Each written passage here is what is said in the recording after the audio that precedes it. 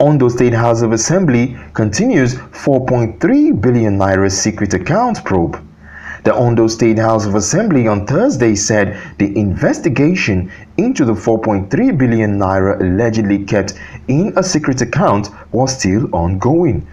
The House last Thursday summoned the State Commissioner for Finance, Mr. Wale Akinterinwa, and the State Accountant General, Mr. Laolu Akindolire, over the matter as they alleged the withdrawal of the money without being appropriated for.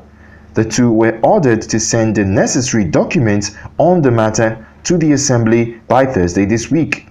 Addressing the House on the matter during plenary, the chairman of the House Committee on Public Accounts, Mr. Edamisan Ademola, said the committee had received the documents from the Finance Commissioner and work would begin on it immediately.